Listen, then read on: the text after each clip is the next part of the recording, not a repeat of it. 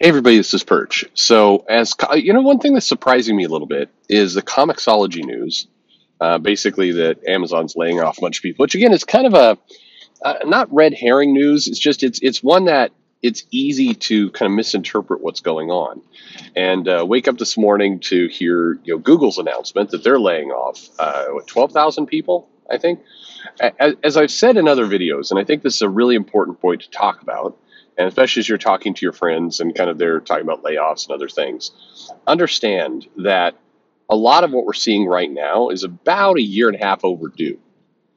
COVID delayed a lot of this because what happened was when COVID hit, a lot of companies were uncertain of how long it was going to last. Are they going to need to transition their business model? Things were bad anyway. And so as a result, they took the opportunity to dip their revenue. And almost every big company did this. They basically lowered their expectations because COVID. Even companies that made no sense. Now, Amazon, I believe Amazon did as well, even though, any fool could look at that and go, oh, the company that has a delivery service for goods and, people don't have to go out of their homes to go shopping. Yeah, they're going to do okay during COVID. And even them, Amazon's like, ooh, with the unexpected COVID. And then very quickly people added things onto it. It's like, ooh, supply chain. And supply chain has been all screwed up, but still. Companies took advantage of this, and they also took advantage of the opportunity to use some of the government funds and other things. Not really the big companies, they couldn't qualify, but some companies did, and they hired. And in many cases, they overhired. They overhired kind of as a hedge against not knowing what was going to happen, and the fact that opportunistically they could. Now, I know for a fact several of these companies, as they were overhiring, were at least speaking internally, saying, "Yeah, in a couple of years, we're going to lay a bunch of these people off. We're basically going to use this as a kind of talent adjustment. We're going to get a bunch of people in here, and then we'll hedge our bets, but also it's going to be a way we're going to weed out some of the older staff." Some of the people who have been here for a while probably should have left anyway. We're going to use this to accelerate attrition. And sure enough, Microsoft, Amazon, Google, Apple has some coming. Disney's had some. We'll have more. Disney's about to get hit again. Meta is there saying they're going to release some people. So I mean, it's all over the place. Is basically what's going on. So I give you all that context because a lot of this comicsology news is wrapped up in that. It's not strictly about comics. In fact, in many cases, it's not about comics much at all, which is kind of the problem. Because if comics had been doing better and this whole service had been functional and running, then people would have thought more about comics. I've talked to some people inside of Amazon, just developers and others, and what they have said is, yeah, the comicsology news is being billed as redundant service, not comicsology is being being kind of wound back, but redundant service. It's in that camp. So the last thing you want to do if you've been carefully building an e-commerce storefront that's intended to transform comic books and digital is have your service kind of boil down to redundant service. That's the headline. So as you go, as you're in the chat and some of these other shows, live streams and everything else, just remind them, yeah, internally comicsology was called redundant service. Yikes. That is the most damning thing, quite frankly, that you could say about the comic business right now. Redundant service. I mean, think about that label applied to, hell, if you're Marvel, you've got to be at least a little worried that Disney's looking at it going, we're making a ton of money off of the movies. And we're making a modicum of money off of, just publishing, licensing kind of deals and that kind of stuff. Do we need the comics? Comics feels like a redundant service. Ugh. Now that's too extreme. And please, nobody, I feel like there's a bounding into comics headline just coming in a second of Perch says Marvel about to be. No. But layoffs are coming for sure. So anyway, as we look at all this, I get the question, and I've started to get at least this question, what should we do? I started to say at the beginning, one thing that surprised me a little bit is, and maybe it shouldn't, is a lot of, there's a lot less concern from creators than I thought there would be. And I'll give you an example of some of the reactions. Now, definitely, I've had several people reach out to me going, what does this mean? And they're properly worried and nervous about it, which they should be. But I've also had people reach out going, well, nobody really liked comicsology anyway. And my least favorite, and wait, I think I should out this person, but anyway, goes, well, this won't affect how I pirate comics. Ugh. Funnily enough, it might. Some of the I don't know where the comics are sourced from, where they're originally coming from. When like what Nemesis 43 and some of the big pirates out there, where are they coming from? Is it possible that Comixology was the source? It's possible. If basically if in like 2 to 3 months suddenly a bunch of the pirate sites dry up and like the comics aren't available, there's a hiccup. That was like 3 years ago. No, more than that. It was when a lot of people were using the Pirate Bay, and like for about 4 weeks, like there are no new DC comics put up. It happened to just correspond with a change in their digital team. It's like, oh, okay. I think we've figured out where the leak came from. Anyway, we'll see. We'll see what happens.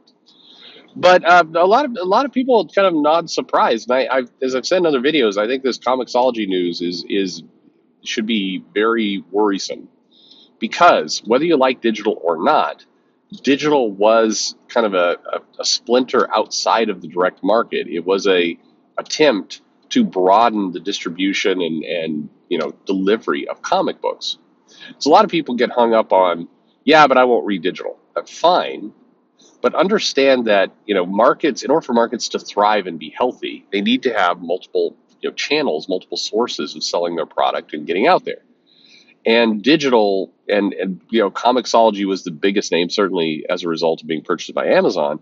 But digital was a logical channel shift that could happen.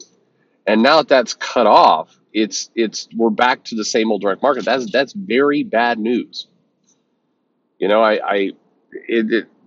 This is where your Bleeding Cools or your Comics Beats or your ICV2s or whoever should properly at least convey that, look, this was a major channel that is collapsing in real time. And even if Comixology continues to live on, and there's evidence it may, it's just going to become a pump and dump kind of, send the comics here, put them into the tool, and vend them. There's no development, no innovation, nothing stemming off that. And so that means that a logical future of comics is just hit a wall. So somebody else is going to have to either recreate that wall, but it's going to be hard. If you're a small company and you're looking to get somebody to invest in what you're doing, you've got to convince them why, Amazon and the e-commerce leader walked away. I mean, who's going to give you, like, they're like, oh, do you think this business is viable? Yes, I do. Why did the e-commerce leader just walk completely away from the business? That doesn't sound like a good plan. That's going to be the question if you're out trying to raise money, which means, okay, now you're bankrolling on your own cash, which, I mean, we've seen that doesn't work out terribly well in a lot of cases. So anyway, it makes the world more complicated. So what can you do? Well, if you're a creator, if you're an artist in particular, I think you do need to keep pushing to get your name out, whether you're leveraging social media, whether you're whatever it happens to be. You need to keep pushing to get your brand established and out there. And I think there's a lot of clever ways to do that, and maybe we could talk about that in the weeks to come. But that's your goal is to get your name as recognized as possible, and it has been for some time. But I think several people have fallen into the trap of chit-chatting on Twitter is the best way to do that. It doesn't. It's not helpful for writers. It's definitely not helpful for artists. And I'm not even talking about the drama and the other bullshit that comes of that channel. I'm talking about purely as a showcase for your work. It's not great. If you're a publisher, what do you do? Look, I mean, not to beat a broken drum, but you've got to find a better distribution strategy. You have to. The maddening part of it is, in particular, Marvel and DC do have the advantage of their parent companies who have various book reseller deals and other things that they do. I mean, I talk about brick and mortar stuff, getting into your Targets, your Walmarts. We had the videos about Five Below and kind of that service that apparently has been completely ceded to manga now at this point. I went back in there the other day. I don't like that store, but I went back in there and there was the manga had tripled. There's more, and I'm presuming that the Christmas plans that they made were successful, and so they're like, yeah, we could do $5 manga in here and make a killing, and that's what they're doing.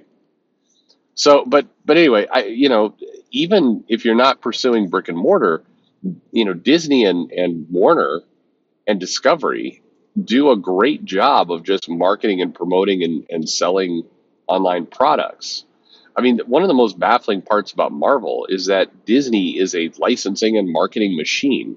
Like for a long time, and I don't think it's quite true today, but for a long time they were the absolute undisputed leader in this space of being able to move into a channel, dominate it, make money, and I mean, blow open new doors and do new things. They were great at it, and Marvel never took advantage of that. No, that right now, I guess the way I'll wrap this up is it is time to make changes. It is time to you have to adapt. I think whoever you are, if you're an editor, a writer, an artist, a publisher, anything else, now is the time. It's arguably too late. I did those prediction videos a year ago saying, hey, all this stuff's coming. Well, it's here. It is absolutely here now. And I think the trap is to look at it and go, well, yeah, but things are mostly the same. They're just a little bit slower. People seem a little bit distracted. Yeah, you need to be in control of your own destiny here. So if you're working in comics, whatever job you're in, and you don't feel like you have a good handle on your own business, and if you feel like you're reliant and dependent on someone else, if that's where you're at, time to change. Like that moment is absolutely now. Thanks for listening.